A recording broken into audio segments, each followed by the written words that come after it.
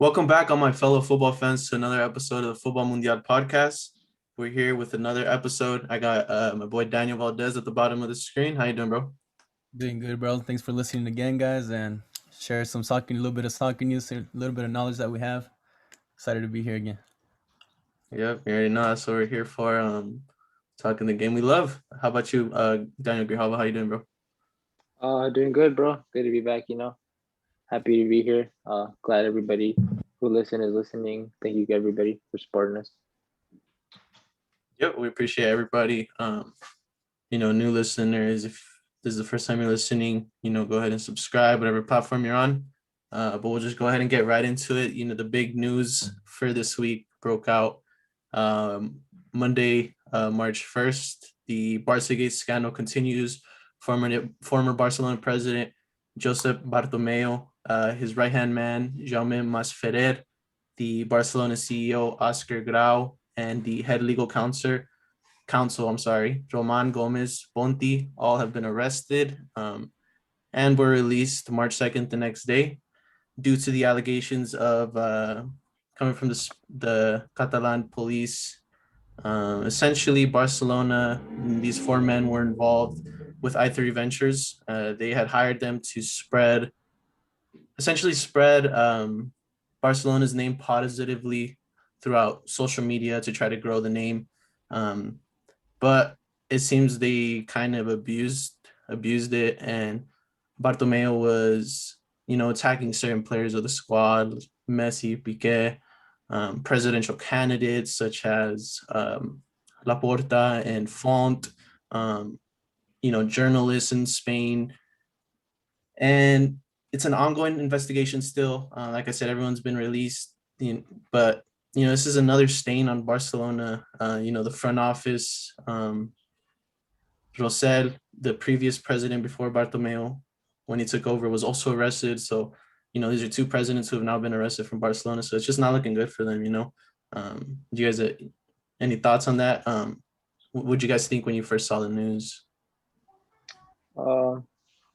It was crazy, honestly. I mean, it's like something crazy is always happening at Barca nowadays. It's well, at least recently, and it's but I mean, it didn't surprise me that much. Like these past few years, I've seen some sketchy things happening with some of these people signings Barca make, or some of the things that just happen behind the scenes. So I mean, it didn't surprise me, but it's just crazy, two presidents.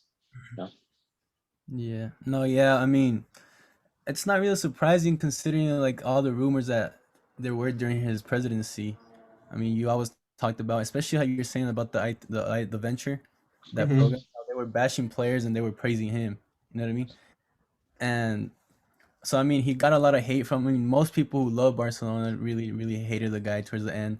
And then I Yeah. mean, I don't want to say that it's all true. That I mean that he did all this or anything like that. But considering the fact that he had that agreement with Messi too, that he could leave whenever he wanted, and then when Messi tried to leave last summer, he didn't allow it. Just kind of gives you a little view of how he is actually. So I mean, and yeah, I mean it's kind of sad. I mean, such a big club with like it's so like the club is very well known. You know, what I mean, it's a taint. Like I mean, it doesn't go away. It's one of those things that just does, especially being your second president who's been arrested. No, 100%. And everything you're saying is true. And like you said, Barca is like a worldwide club now, and it just looks bad. This is the second president. And just to bring up some numbers to kind of so you guys kind of understand what the situation is looking like. It's estimated right now from the Catalan police that Barcelona spent anywhere from 800,000 to 1.2 million euros. That's not including, any damages done by what I3 Ventures was paid for. And Sique Rodriguez was able to find out that La Masia was being charged 16,000 per month in non-existent jobs. So basically, money is 160, or is I'm sorry, it totaled up to 192,000 euros that was supposedly being used in La Masia, but was non-existent. And from what the reports are saying, Bartomeu didn't answer to that. So waiting for his lawyers, I'm sure. So it's not looking good, but if something did happen, they should definitely pay for it. No, yeah, definitely. I mean, it's part of, and then I mean, you have the other thing again, like you have those shady deals that they've been making with signing players. Like Yeah, you get that Pjanic and Pjanic. paying plus 10 million to balance the books. You have I mean, they signed some guy this summer. I can't remember his name, but he hasn't appeared at all. I think I don't even know if he's at the B team, some Brazilian. And it's just those kind of, Mateus yeah, Fernandes. I think so. It's just those little shady deals that keep happening, those little shady things that keep happening. And I was reading too about the way they were paying for those services from the venture. It was like, I think it was like they were going to different accounts with a number just below the 200K mark, which was like the mark where you actually have to report it to like the board or something like that. So they were going to different accounts, but they were all linked to the owner or the CEO of that company. So I mean, it's just those little things, that keep adding up and just keep making Barca look bad. Yeah, no, I saw what you're talking about, and the payments to I3 were made in, like you said, under 200,000. So the only one that really knew about it was Bartomeu, or anyone who he brought into it. Essentially, it didn't reach the board, like you said. So it just adds more fishy stuff. Luckily though, Barcelona's presidency will be solved Sunday, so we can kind of figure out who the next president is. It's looking like it's going to be Jean Laporta. He's going to return as the Barcelona president. It's not all set in stone, but he is the favorite, at least right now. But I think transferring with all this kind of negativity in the higher office, we can kind of shift over to the field. What really matters at the end of the day. Go ahead and talk about La Liga. Barcelona on Saturday, February 27th, came out and took the 2-0 win to kind of foreshadow what was going to happen in the Copa del Rey, right? And Koeman deserves some credit here. I'll put my hands up and say I was one of his bigger critics. I gave him a lot of shit when the season started, but he deserves some credit here. He figured out a system, came out with the three center backs in Langley, Piqué, and Mingueza, and it worked out really well. Yeah, definitely. It was honestly really nice to see a changing system, try different approaches to Sevilla side that, I mean, we all know is really good. So I mean, and it worked definitely, especially with I mean, Gersa and everything at the RCD position. He looked really good out there, honestly. And with Des up high up the pitch, he was just helping like bring out his qualities in the attack, and it just Barcelona looks like a really different team, honestly. Yeah. No, I think it is also comes as a little bit as a surprise for teams. I mean, I feel like we Yeah. have this kind of knowledge that Barca is always going to play that 4-3-3 and it can't change. What doesn't change is the DNA of having the ball. I mean, you can have the ball with any formation really. It's just a matter of how you draw up the tactics and the players you have. So it's a different thing to see, especially it's a huge boost having Piqué back, even though he's past his prime, but I mean it gives you a lot of confidence back there. And I think Sevilla really wasn't prepared for that too. I think it kind of caught him off guard. Yeah, no, definitely. And from the get go, Sevilla looked like they were thrown off, and it didn't look like they ever really recovered from it. Like, it looked like at no point in the game did they ever really respond to the switch in the back three. Right? They kind of just, I mean, really were soaking up the pressure. And Dembele opens up the scoring relatively early in the 29th minute, and he was giving those center backs trouble all night. And it's something that Barca's really lacked over the last couple of years. Suarez hasn't, even at his peak, he didn't necessarily have that super quick pace off those center backs. And with this new 3-5-2, 5-3-2, whatever you want to call it, being able to play Dembele super high up as that striker on the last man has been giving, I mean, at least Sevilla problems. Those are the only teams that's faced it so far, but it really did give him problems. And I mean, he scored the opening goal here. Yeah, definitely. Dembele, he was making some really, really great runs out there. It looked like when they was having a really hard time, just I mean, keeping up with him, and just overall, like keeping track of his runs, and it was really refreshing to see somebody making those runs for Messi's through balls. And I mean, Dembele just honestly had a great game. And I mean, you gotta give him a little bit of credit. I mean, he deserves some credit. He's been able to stay fit. He's picked up his level. I mean, this is kind of what we kind of saw from him at Borussia Dortmund. And I mean, like you said, it's great to see. And then the other aspect of it is that Barca really never looked in danger. You know, they never looked like they were gonna get scored on. I mean, Sevilla didn't really create much. I'm looking at the stats right here, and they had zero big chances in the whole game. I mean, it was. I mean, it was a good performance from the Barca. And like you said, I mean, you gotta give Coleman credit. I mean, you gotta give him credit when it's due. You know. 100%. No, you're completely right. And Lopetegui looked nervous from the kick. He always kind of looks nervous. I'm not gonna lie, but he looked nervous from kickoff, and he looked nervous throughout the game. He looked really confused, and obviously, as we see by Wednesday, they weren't ever able really to. I'm sorry, they weren't really ever able to adjust to that back three, and Messi goes ahead and seals the deal in the 85th minute. This is Messi's 14th goal in 2021, putting him as a leading scorer. So a lot of doubts about how he was going to start off the season, whether he was still happy or not. It looks like he's really picking up his form, though. And Yeah, they need it. They need it in this race, this La Liga race. yeah, definitely. It was a good. The goal was a good one too between him and Moriba, the youngster, honestly. And yeah, 14 goals and how many assists? I think one maybe that I saw. I'm not exactly sure, but I mean, out of 14 games too, that form that he's picking should really help Barca throughout the rest of the season, especially Yeah. I mean, with the game in hand, 5 points behind Atleti. So Yeah, that was a nice little flick by Moriba. You like to see that. Give yeah. him some confidence, especially after that mistake he made to give up the goal. Yeah. No, yeah, especially I mean, these results puts him back in the race. You know, I thought like we were talking about last week, it was a big game to see kind of where they were standing, if they had a shot at it or not. And I think this kind of is a little bit of a blow. I mean, Sevilla's not totally out of it. They're what 5 points behind with the game in hand, but I mean, I'm pretty sure it's just now between the big three in Spain. And I mean, they showed character. Not gonna lie. I mean, they're back in it. They kind of got the results they needed this weekend as well. They did their job, and now it's back on. And like I saw a tweet. I don't remember from who. It's like you can't count Messi out in a league. You know, in 38 games, and he's shown it. He's Yeah. shown it starting the year.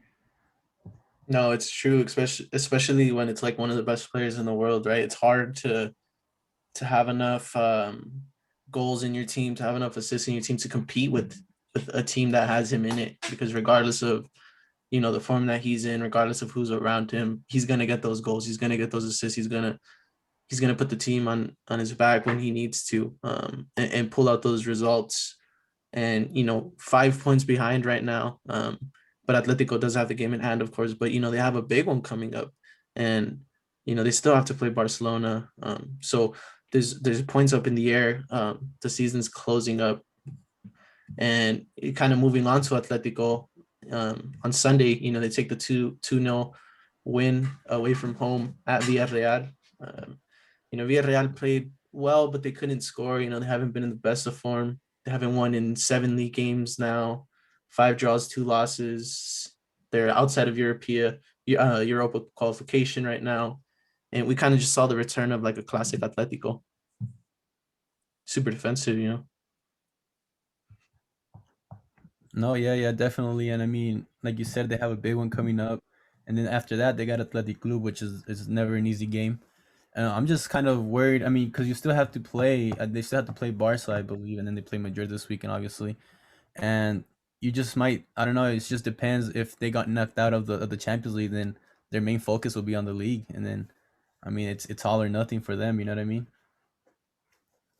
No, yeah, you're right. Because Yeah. the scoreline in the Chelsea games was 1-0. And like you say, if they don't come back, excuse me, if they don't come back, that just allows them to put all their eggs in one basket, because like they're obviously not in the Copa del Rey anymore. So it really lets them put all their eggs in one basket, like I said. And Joao Felix finally scored, so if he's able to get in a run of some form, Suarez is they're able to get him a couple more looks, and he's able to start finishing like he did again. It's not. I could see them, pulling this off, but it's gonna be a fight, and it's not gonna be easy. Especially with this Madrid derby coming up. This coming up game is gonna decide a lot. Yeah, definitely. The Atleti Madrid game is gonna the Atleti and Real Madrid game is definitely gonna decide. But Atleti really sat back honestly against Villarreal, and it was kind of looked like Simon going back to the old Atleti. And I don't know, it's just kind of not crazy to see, but they did win, but it was just a lot of sitting back honestly. Yeah, no, it's interesting. And in the two games against Levante, I have here, in that draw and in the loss against them, they took 42 shots, right? And they dominated those two games. They were the ones, setting the tone.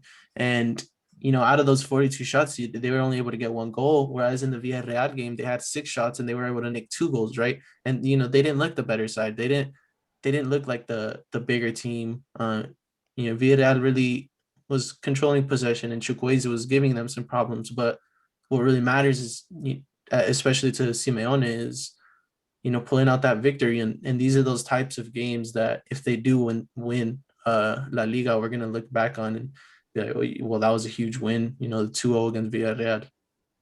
Yeah, and yeah, I mean, there's 14. They have 14 games left in La Liga. I mean, I'm not expecting them to win 14 in a row, but I mean, like you said, I mean, they had 6 shots, they scored 2 goals. If they can start grinding out the results like that, and then just take at least a point, from the Madrids, from the Barca, just don't lose to your direct rivals. You know what I mean? And if they can grind it out, I mean, it's all they have it in their hands. It's up to them. So I mean, it's a matter of if they can grind out results like they did this past weekend. And that's kind of what Atletico does, right? They grind out those results if they have to. So it's nothing. We're not asking anything too crazy out of them. So I think with Atletico out the way, we can kind of move on to their opponents for this weekend, Real Madrid, who looked pretty good against Real Sociedad, who's sits in fifth place. So they're a good team. La Real, and they deserve some credit. But they were able to strike first. Monreal crossed to Porto, beautiful, beautiful header.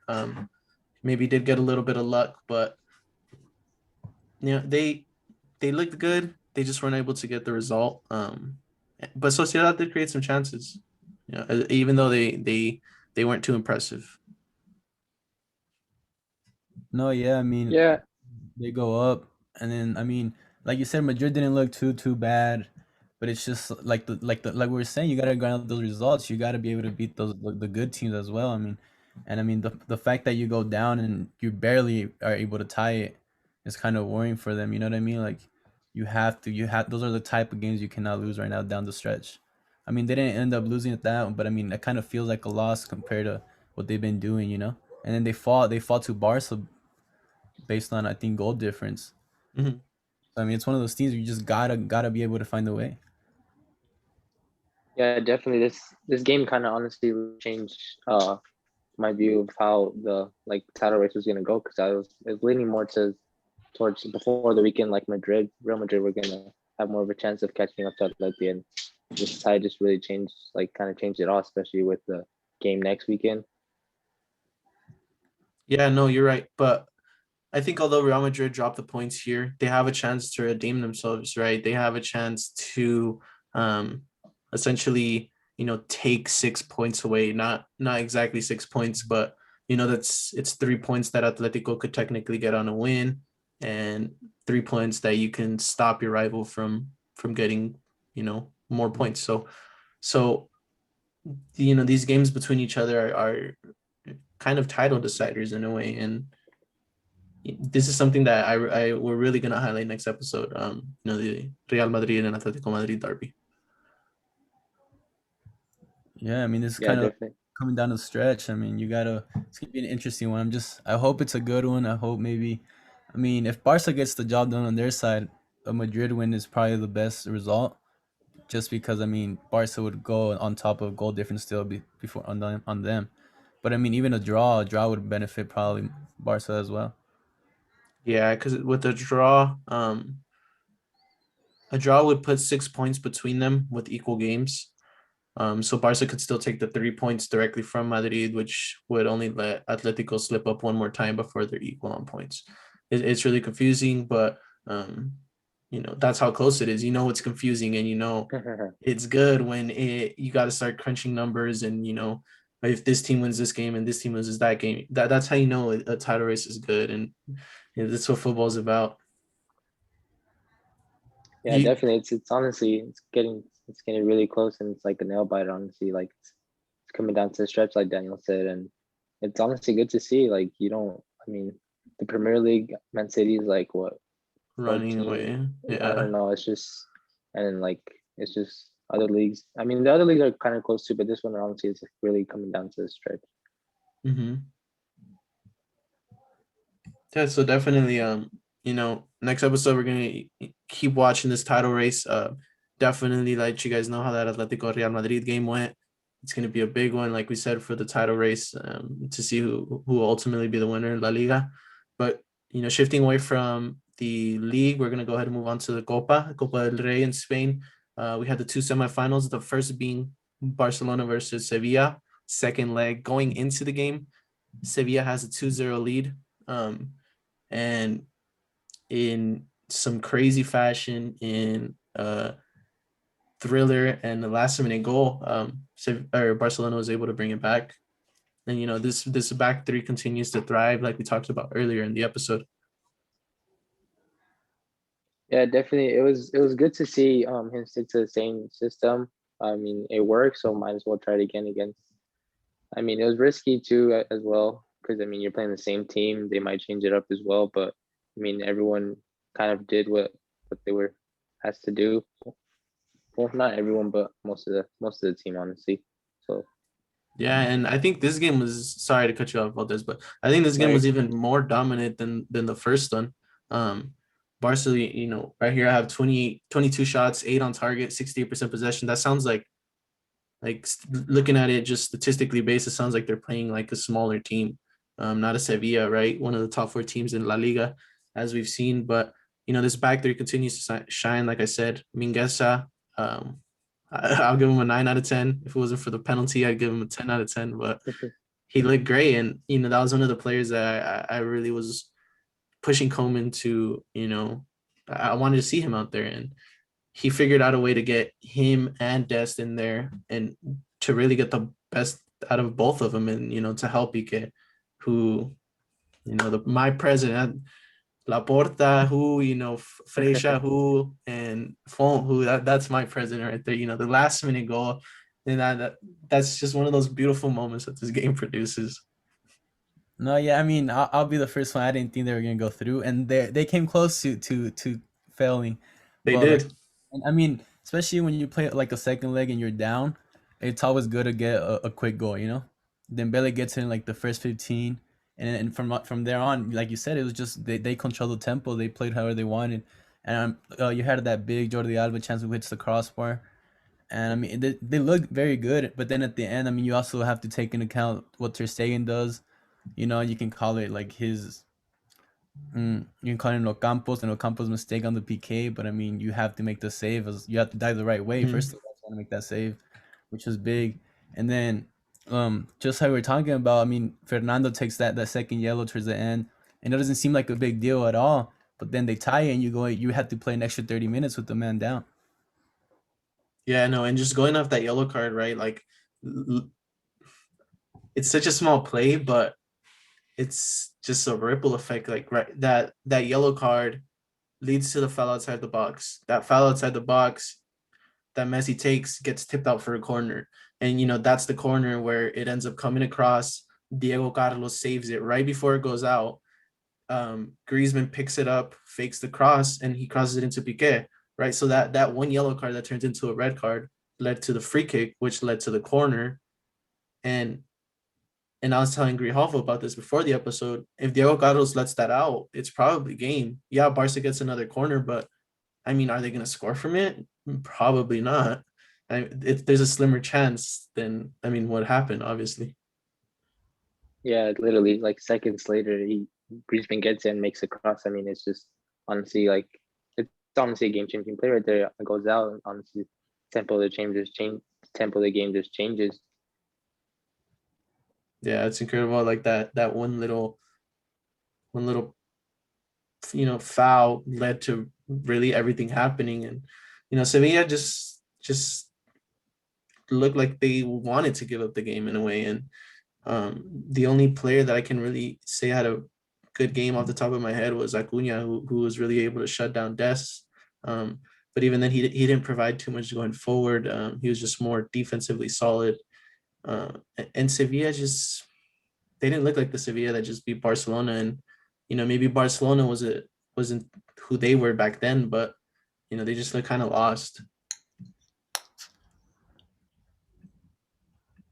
Yeah, honestly, it looked very lost, honestly, and it sucked, not sucked, but honestly, hope for them to come out a little bit more and kind of play a little bit better because Sevilla's a really good team. They're top four in La Liga. It's different to see. Mm-hmm. Yeah, and then the other Copa del Rey semifinal, which took place today, actually, it was Levante and Athletic Club. Levante was looking to finally, get into a Copa del Rey final. It would be their first. A smaller club who bounces between the second division and the first division in Spain, and although in the last 10 years they've kind of mainly solidified themselves in the first division. They're still a smaller club, right? And it would have been huge to see them, but it's still big for Bilbao, who was able to get the win in extra time, even after getting scored on early. Yeah, honestly, it was a good game. They were kind of back and forth at each other, and Yeah, it was a great honestly, game. it looked like Levante really wanted it. Honestly, and it was good to see it. But I mean, in the end, they really worked for it more. Yeah, no, I mean, Athletic kind of had the better chance. They were kind of like the ones who took the game to them. And I mean, it would have been nice to see probably Levante in the final, just something that doesn't really happen. But then, I mean, that's just one of the things when you defend so much. I mean, the second goal doesn't come till the 111th minute, I believe. And it's just, you can only defend for so much, sooner or later they're probably gonna crack. They're gonna break you down. That's what ended up happening. And I mean, it was a lucky goal, I would say, and it's a bad way to go out when you're playing at home. That's kind of the risk you take. I mean, you get scored on overtime with like less than 10 minutes, and you have to go and score two, and it's just that was game. Yeah, I think that's really sucked for me. It was just an unfortunate way to go out. Like we said, this small club who's trying to find, and I don't want to say small club because Levante is really, they've established themselves in La Liga, like I said, over the past couple of years, and Jose Morales, they got some great players. Campaña was missing, probably their best player.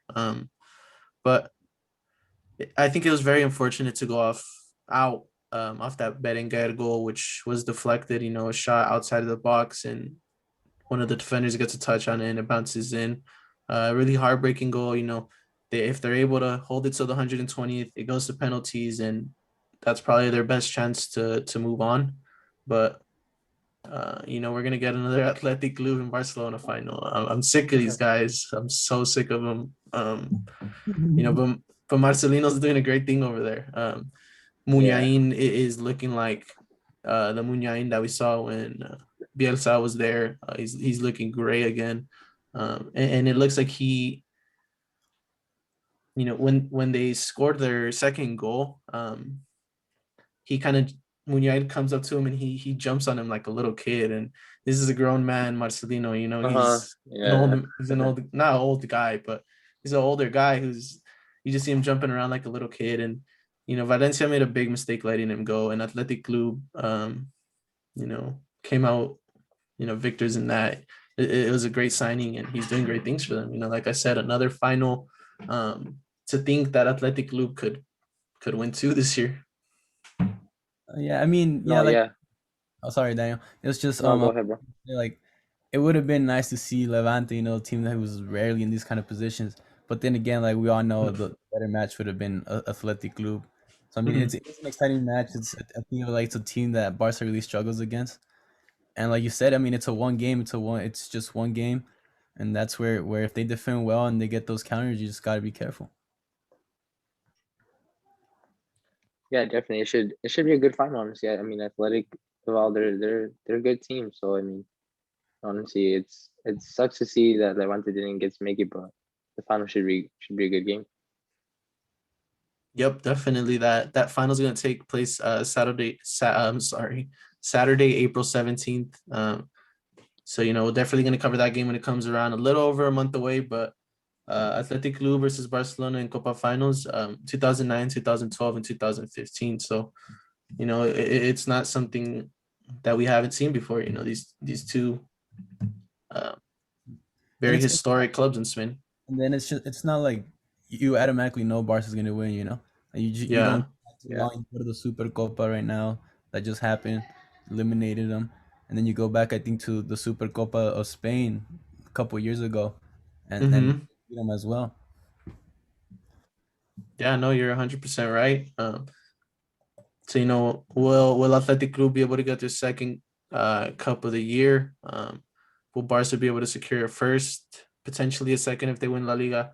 Like I said, we'll go ahead and see in April.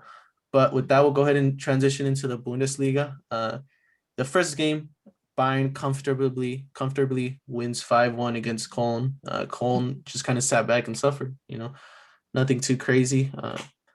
But this week we do have a big match, especially here in the U.S. It's going to be actually played on, I think it was ABC, the first Bundesliga game to be on ABC. So there's some U.S. players. Bundesliga is a big market here in the U.S. Their Klassiker March 6th. It gives Leipzig a position to jump. Bayern, it gives Bayern, a game to lose some points, and Dortmund kind of needs this win, right? No, definitely. I mean, they've been on I think it's a 4-game winning streak now. I mean, they're kind of on fire. I'm just scared that they'll probably freeze like they usually do against Bayern. Like usually have Dortmund coming in hot, and then they meet Bayern. It's just like they just shut down. It's like you see Vinicius in front of the goal, and like that's all. I just want. I mean, I just hoping it's a good game. Hopefully, I mean, from a neutral standpoint, I kind of like to see Bayern lose, and hopefully, Leipzig can take advantage if they do end up losing. But it should be an interesting match. Like I said, they're kind of coming in hot. Bayern are kind of like not struggling, but I mean, you had that loss against Frankfurt last week, 2 weekends ago, and now I mean, comfortable win against Cologne, but it's a good match. It's a good match. No, Yeah, definitely. And definitely. go ahead, Daniel. Oh no, yeah, I was just gonna say, yeah, definitely next week with the Dortmund and Bayern game, it should definitely help out Leipzig and Bayern. If I mean they both really need the points. I mean, one's in the title race and one's trying to get Champions League, honestly. So yeah, it should be a good game. Yeah, and then it's not like Dortmund can afford to lose the points either. I mean, they're Mm-hmm. Yeah, they're 2 points above Leverkusen. They're 3 points behind Frankfurt for direct qualification to the Champions League. So I mean, it's a big game for them as well in terms of trying to qualify for Champions League next season. Yep, you're 100% right. Like they got to keep putting this pressure. They got to keep winning the points if they want to qualify for Champions League. And as Bundesliga is showing us, it's not the same Bundesliga, right? There's a bit more of a challenge. Like just looking at the table, like we said, Bayern Munich at the top, Leipzig's up there, giving them a challenge. Wolfsburg and Frankfurt have been the two surprises. Leverkusen is no walk in the park. Gladbach is last season did a bit better. Doesn't look the best this season, but it's not a walk in the park, like I said. So Dortmund, these would be some huge points to secure, especially against Bayern Munich. To take some points to try to continue climbing up that ladder. And Bayern has their deficiencies. I'm sorry, yeah, Bayern Munich does have their deficiencies. Like I said, that defense is not the strongest, and with Holland being able to run in behind with all that space that they have, if Dortmund's able to play their cards correctly, they might be able to pull out a result here. No, But I mean, Dortmund hasn't been the greatest team either. So yeah. But I mean, you have Jadon Sancho who's picking up his form again. Like you said, Definitely. Haaland, who's basically a baller. Like you said, if they can just play a smart game, and I mean, it wouldn't be really surprising to see Dortmund win. Especially, I mean, like you said, they're coming in like 4 games winning streak, and then you play Bayern. If you beat them, that's a huge confidence boost. It also helps in that terms, and especially the points. I mean, the points are the most important thing right now, but it also gives you just that confidence that you can beat anyone for the upcoming matches down the stretch. Confidence boost is huge, honestly. Honestly, it's huge. Yeah, Go and on, you. like we keep saying, Bayern Munich's only 2 points against um, Leipzig, who just grinded out a huge result, coming back from 2-0 down against Borussia Mönchengladbach. And in that second half, they just looked like a big team. Like they looked like a giant. They had the ball. They were creating the chances, and they looked absolutely class in the second half. Like I said, it kind of sucks to go down 2-0, but to be able to pull yourself out of that, it's huge, man. 2-0s are the most dangerous scores in soccer, and we do often see them coming back from. But Borussia Mönchengladbach isn't a walk in the park. Like I said, they haven't been the best this year, but they're still a Champions League team. Yeah, No, it's honestly. go ahead, Dan. Oh no, okay. It's honestly kind of crazy. Looking at the scoreline and the stats, it's just two totally different stories, honestly. Because I mean, if you look at it, it just looks like Leipzig just dominated the whole. I mean, they did dominate most of the game, but it just the shots is like 18-3, and it's just, I mean, the scoreline and stats are totally different. So it was a good game. No, yeah, definitely, and like you were saying, I mean, it's Gladbach. It's not like your Schalke who's last in the table. It's a good team, and it's a difficult team, and to go down two down in the first 20 minutes. I mean, it's kind of it pulls you down a little. I mean, it kind of makes you doubt, especially like we were saying like just last week that they were in the title race, and it just looks like it's slipping away from them. And like you said, I mean, at this down the stretch, you got to be able to grind results. Sometimes, I mean, sometimes it's not pretty, it's not what you want, but you got to get the result, and that's what matters. And now they live to see another week, I guess. Yeah, they definitely do, and like we said, their Klassiker is coming up this weekend. Leipzig does still have that game against Bayern Munich, like we said last week. So this title race is looking just as good as La Liga's, if not better. There are only 2 teams really in this title race, if we're being completely honest here.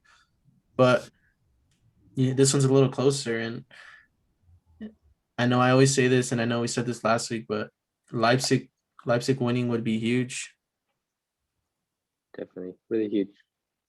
But yeah, Big especially differences. for themselves too. I mean, considering that they they they're so young, they're such a young club, and just shows you what you can do when you actually do the right things, as a club. Yeah. Yeah, And then they may go out. It looks like they're gonna go out in the Champions League, so they are still in the Pokal, but um, getting out in the Champions League will definitely help them minimize those games, because if they are in 3 competitions, Mhm. um, that's a game every 3-4 days. So I'm not saying they're gonna fall out, but they are 2-0 down, correct? So it's not looking likely there, and that can help them focus on the league a bit more. Yeah, especially I mean, and like you said, they're in the semifinals of the cup.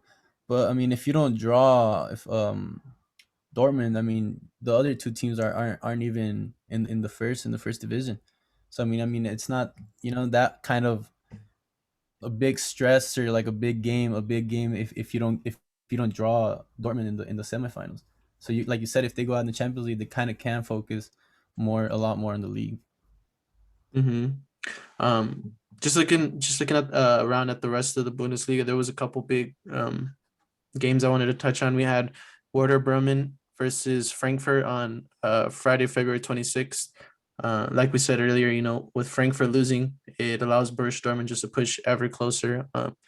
And Josh Sargent, the American, was able to actually score the game-winning goal for that one. So, congratulations to him. He hasn't been scoring too much, so hopefully that'll put him in some good form. Um, and then Wolfsburg was able to win the 2-0. So, they continue into third place. And the one thing I wanted to touch on last in the Bundesliga was Stuttgart or I'm sorry, Schalke losing 5-1 to Stuttgart. And although Stuttgart is looking pretty good this year, 5-1 is a pretty bad loss.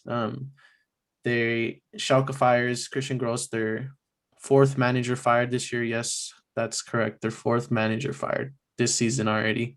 They also fired their director of sport, the sporting director, the physical one of the physical trainers. They're just clearing the whole house, and Schalke's it's looking like a fire over there. I thought Barcelona was bad, but these guys, we may see them in the Bundesliga too next year, and it's not easy to come back. So it sucks from a team who we kind of know as a Bundesliga staple.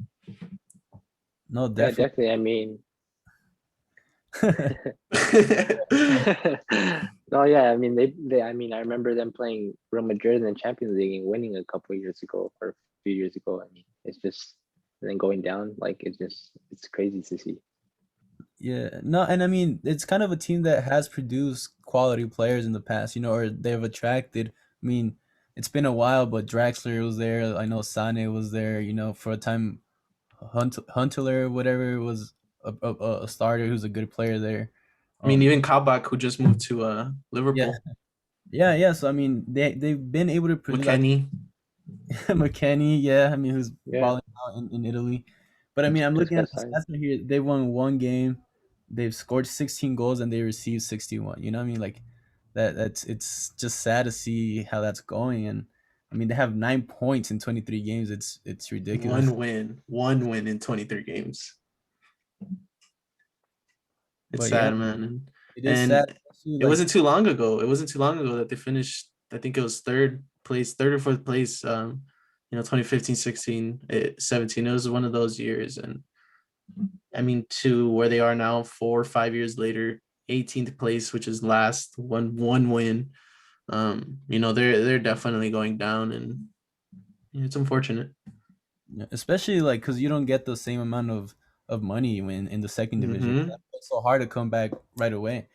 But I mean, I don't know. I mean, I'm pretty sure I don't know what's going on in that club. Maybe like like maybe like up in the board, like up the people with the suits are just probably it's probably like a Barca situation. You never know if someone's out there creating crises, taking advantage. It's sad to see, and hopefully we'll see them in 2 years. Yep, definitely. We'll see if they'll be able to climb back up. I mean, you don't want to completely count them out, but 9 points away from safety, which is double the points they have now. So it's not looking good for Schalke, but we'll go ahead and transfer from the German league Bundesliga to the Pokal. We had the quarterfinal matches, the first being Dortmund versus Gladbach, which was my favorite game. Pretty entertaining game. Borussia Mönchengladbach was bringing the press early. They had a few chances. Thuram misses one really early, and it was a real back and forth game. No, Yeah, it yeah, was. it was. I was. It was a good game. I mean, like you said, it's two high quality teams who like to play, who like to have the ball, and especially like you said, it was um Dortmund playing against their future coach. It was kind of a weird thing, But that counter that Dortmund goal was incredible, to be honest. I mean, that's how a counter should be. It was a great goal. Yeah, every almost both of those balls looked like they could have been offsides and barely on. And like you said, that's counterattacking at its finest right there. Yeah, honestly, it must have been really weird for Marco Rose in a way, just playing against his old team. I mean, his new team with his old team. Basically, it's just. But yeah, it was a good game. I mean, both really good teams this season, and it's just. I mean, Dortmund win, so it's just another competition that they get to keep going in. It's good to see, honestly. Especially because it's been a hard competition for them in the last years. They haven't been able to Mhm. get past the quarters. I think in the last at least last two. I think so. And then I mean, just not having Bayern in the semis just kind of gives you more chances to win it. I mean, I feel like the only real competitor is Leipzig. the other two teams, like I said, they're not even, they don't even play in the Bundesliga. I think they're second or third. Yeah, no, like you said, Leipzig was able to get the 2-0 win versus Wolfsburg. And no, you're right. The Holstein Kiel, who was able to beat RW Essen, they won 3-0. They're in the Bundesliga too. They are tied for first, but that's still a second division team. And in the other match is Werder Bremen versus Regensburg, and that one is postponed. But there is a chance that I think Regensburg is a second division. Yes, they are a second division team also. So there's a chance that two second division teams move on to the next round. So it gives Leipzig and Dortmund, both a big chance to win some silverware here. With Bayern out the way, like you said. Especially because they're two teams who play good football. They like to play. They like they're intense teams. They're fast teams. They like to have the ball. So I mean, if they don't end up playing each other, because I think it is a draw, right? I think it's a draw for the semis. If they don't draw each other and they meet up in the final, if they both get the job done, it's an interesting final as well. Yeah, definitely. We'll continue to, cover the Pokal, cover the Bundesliga. But yeah, I would like to see Dortmund try to get some silverware. I think it'll help them retain at least Haaland, maybe Sancho. It's looking like Sancho might leave, but it'd be nice to see it, definitely. I think it's gonna be hard for honestly for Dortmund to keep maybe both Haaland and Sancho if they don't get Champions League. So, I mean, hopefully they make it far or they get those points out in Bundesliga as well. Yeah, I mean, and then on the Haaland situation, you have that I think his contract ends next year on 2022, if I'm not mistaken, and I think that's when the clause kicks in. Yeah, and I mean, and it's a 62.5 million clause. So I mean, if you don't really sell him this summer, I mean, he'll be available for cheap compared to the player he is. So it's just one of the things. Do you sell this year for more than 100, or do you wait? You take I don't know, you take advantage of having them, and then you let him go for 62. I mean, it's kind of a tough decision because I doubt he'll sign a new contract. Yeah, no, you're right. From what I've heard, there's been a couple of reports. I don't remember exactly who put it out. I think it was Fabrizio Romano, but supposedly Haaland and Raul don't want to like commit to anything yet. They're not talking to any teams. They supposedly want to stay this season. But the way that this season turns out for them could completely change Haaland's mind. If he wanted today, he can pick out any single club in the world that he wants to go to. So if he really wants to leave, the options there. I mean, technically Dortmund don't have to accept because there's no clause, but if he says I want to leave, what can they really do? And is it worth keeping him and losing out on potentially like 30 to 40 mil more? Yeah. And just touching back on the Leipzig again in the cup. I mean, they've shown that they're a team that they're not afraid of the big teams. They're not afraid of. Usually when they play Bayern, they're good games. When they've gotten some results against Dortmund. You saw last season they knock out Atletico in the Champions League. So I mean, they're a good team. They're a competitive team, and they're not afraid. So it should be an interesting semifinal and hopefully final between them. Yes, sir, 100%.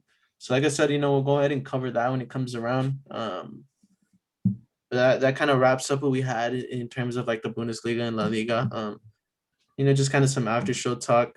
Grijalvo, real quick. I saw your boys were able to pull out the results today against Liverpool. That's huge. Yeah, that's that thought not the title race, but that top 4 races. Honestly, between I just saw right now between like second to like 6th place, there's like only a 6-point difference. So, I mean, honestly, every result from now matters for every single one of those teams. So it was really good to see Chelsea get that 1-0 win against. I mean, Liverpool is a big team right now. I mean, that's 5 straight home losses for them, and I think that's like their first time ever in the history that I saw. Wow, that's crazy. It's crazy to see because I honestly, it felt like a game where Liverpool were gonna beat Chelsea. It seemed like a time where like they were gonna make like a comeback to like all these losses, but honestly, they didn't have a good game. Honestly, Chelsea were the better team. Yeah, that's what I was gonna say. I didn't watch the full game, but from what I saw, I mean, Liverpool looked horrible. Like Chelsea was able to get in behind super easy. The Timo offsides. I'm not sure if you guys saw that, but this offsides rule is ridiculous. That's a I shitty don't know. call, honestly. It's super hard to He's not scoring solve. with his arm. Exactly, It's and just I saw. Go ahead. Go ahead. the thing is like his arms outside because he's pointing where he wants the ball, Yeah. and then like the line, like the offside is taking with I think it's the left fullback. I think that's Hmm. who's Hmm. almost keeping him on side. But then like Yeah, that's if we're going that close, how much advantage does it really take off that left fullback? Like when is that left fullback actually gonna get there if he tries to chase him down? Like the odds that is probably he's not gonna get there. So is he really involved in the play? I know he's taking advantage because he's a little bit, but like what's the reality of actually that fullback being able to get to chase him down? Yeah, and Just what I mean. It's one there's so much. part of the play, and it's like this little inch, and it's like he's pointing, and that's why he's outside. So you're telling me if he had his arm down, he's probably onside. And not only yeah, that, like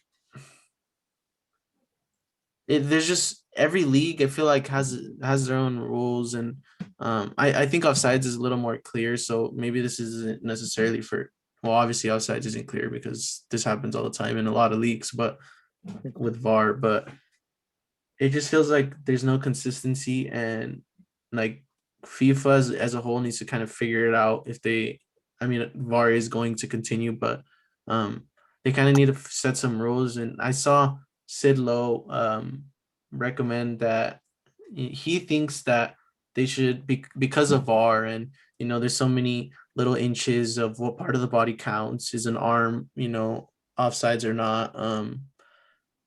There's so many questions. He's saying that now because of VAR and being able to like zoom in so much, we should look more at the feet and consider that um as offsides. That should be the measure.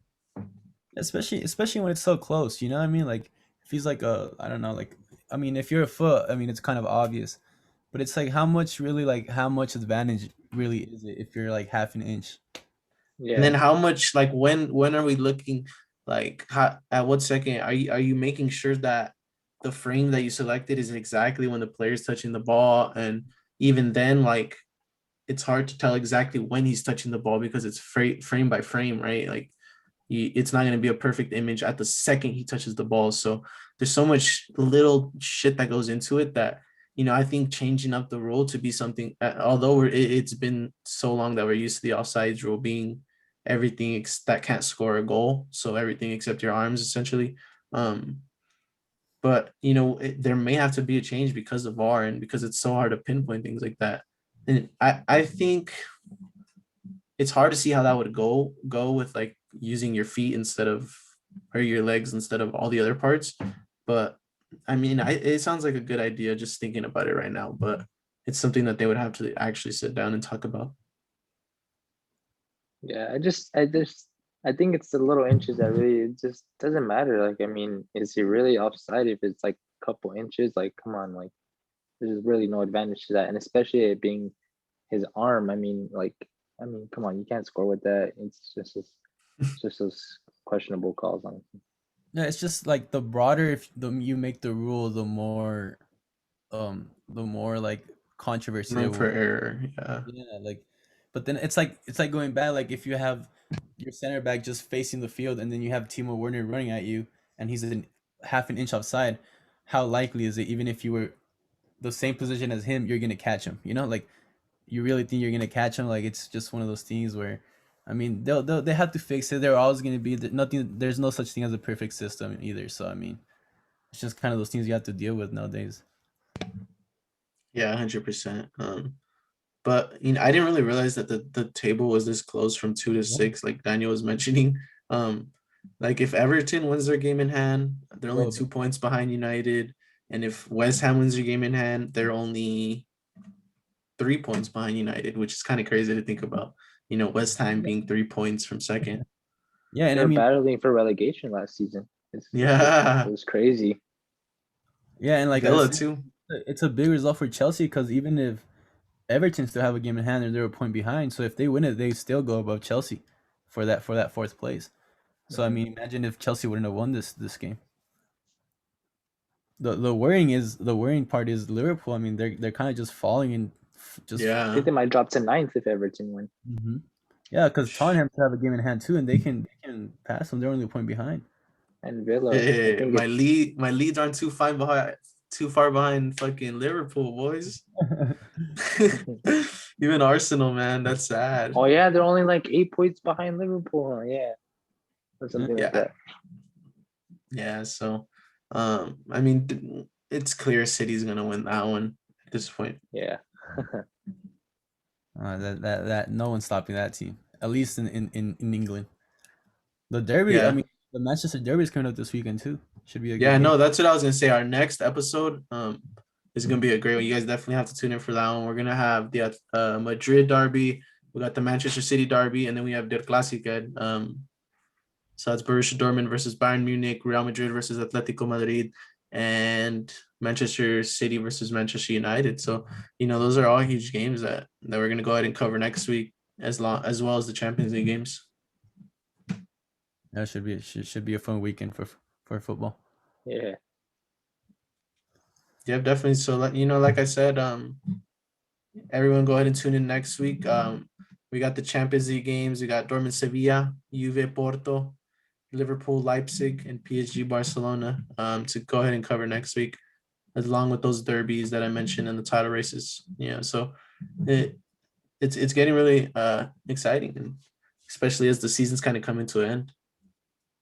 Yeah, Yes, a sir. lot of good games. A lot Mhm. of good games, a lot on the line too. Yes, sir. Definitely right with that one. So yeah, no, I think that'll do it for us. I appreciate everyone listening. Like I said, go ahead and subscribe. We are on Apple Podcasts, Spotify Podcasts, as well as YouTube.